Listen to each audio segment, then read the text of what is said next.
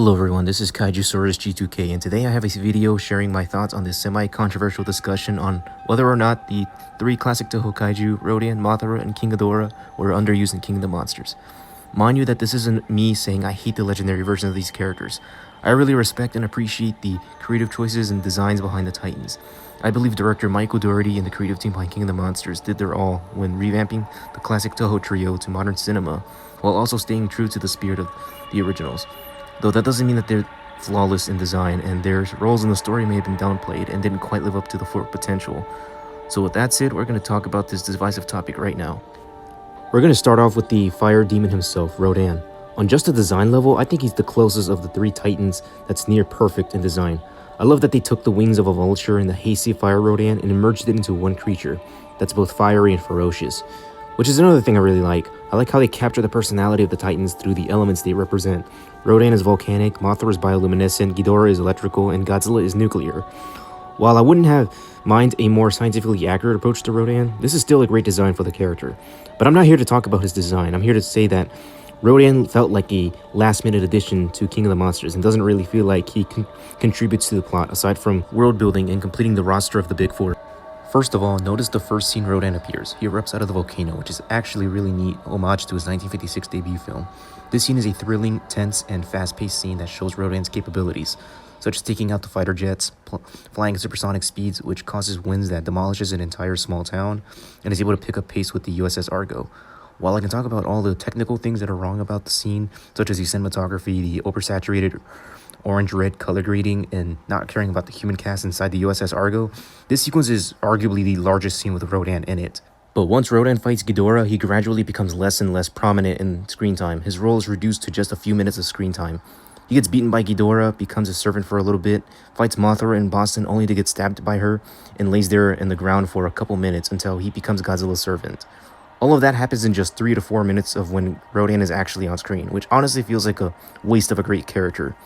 Rodan barely has anything to do, and his role as Ghidorah's servant never really pans out, as he doesn't really help Ghidorah fight against Godzilla, who is their true opponent. Heck, he never even meets Godzilla until he is crowned the King of the Monsters at the end of the movie. The point I'm trying to make is that Rodan feels more useless in this film as the film goes on. He barely contributes anything to the plot of the movie aside from completing the roster of the 4 Toho Kaiju. He only has one scene where he truly shines, which is the volcano scene, and he never fights Godzilla or meets him until the end of the movie. And his role as Ghidorah's loyal servant never really pans out, as he doesn't assist Ghidorah to fight other Titans aside from Mothra, and doesn't help his three-headed alien buddy in his fight against the true opponent Godzilla. Next up is the Queen of the Monsters herself, Mothra, and oh boy, I have a lot of things to say about her that'll probably get some of you guys angry, but let's dive into it.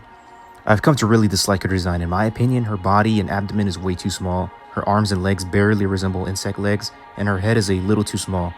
The head and wing designs, however, are my favorite things about her design, so it isn't all bad. I should specify that I don't hate this interpretation of Mothra. I'm just not too fond of her design. Their intentions were to make her more elegant and battle-ready, which I get that, but she looks weaker and more fragile compared to previous Mothra designs. This Mothra is more like a dog, rabbit, praying mantis, and moth hybrid than Mothra herself. I actually prefer her larva Mothra design in this movie way more than her final Imago form. So that's enough about her design, me ranting about her design. So what about her role in the film? I think conceptually, Mothra was done very well on just a conceptual level, as the film establishes that her species and Godzilla's have a symbiotic relationship, which is a meta reference to some of the past Godzilla movies, though they've also been enemies as well. The scenes that best show this connection is when Mothra appears over the location where Godzilla's resting and showing her god ray abilities to pinpoint the characters where Godzilla, and of course the final battle. Mothra swoops down from the heavens to attack Ghidorah, only for her to sacrifice herself to give her energy to Godzilla, as Ghidorah slays her. But here's my problem with all that. She exists only as a plot device, or deus ex machina if you will, to revive Godzilla. She does not exist to function as her own character. We never see her on her own, or come to interact with the human characters more. Speaking of which, the only time she interacts with the humans, or specifically Madison and Emma Russell, was at the start of the film, hinting that Maddie and Mothra would form a special bond that could pay off later. But no, after that scene, she never interacts with any of the human characters. Remember how in the Toho movies, Mothra, even in her Imago form, interacted and got up close and personal with humans? Yeah, in this film, she has little to no interaction with any human characters, especially with the very first character she formed a bond with earlier, Emma and Madison. Which is strange because I honestly thought we were gonna get a scene where Mothra in her Maigo form was gonna get up close and personal with the two female leads and remember them as the first people she befriended after being born, and would protect them at any cost. Unfortunately, there was never a scene where Madison, Emma, Mark, or any of the USS Argo crew cheering her or using the Orca device to call out Mothra for assistance. The only other characters to have any spiritual connection to her are, of course, the twin sisters, Eileen Chan and Lin Chan, whom are the Shobijin of the Monsterverse. As shown in the Mothra hatching scene, the Mothra, Queen of the Monsters scene, and a brief shot of her being illuminated by Mothra's God rays in the Boston battle.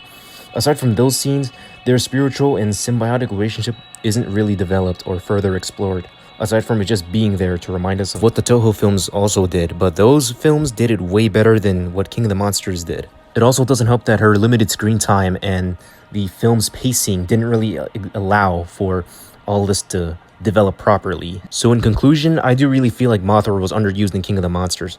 Not only do I not like her design, but I feel like she only existed to revive Godzilla from, after the whole Oxygen Destroyer thing, and her connection to the human characters and her spiritual connection wasn't really that explored because the film just brushes by a lot of the meaningful moments, the moments that are supposed to build character and explore ideas and explore like what the character is really all about. I feel like, that wasn't really explored enough and was wasted because of the film script, just brushing by a lot of the scenes and just getting straight to the action. Mothra deserved way more than what we saw in Godzilla King of the Monsters, to be honest with you.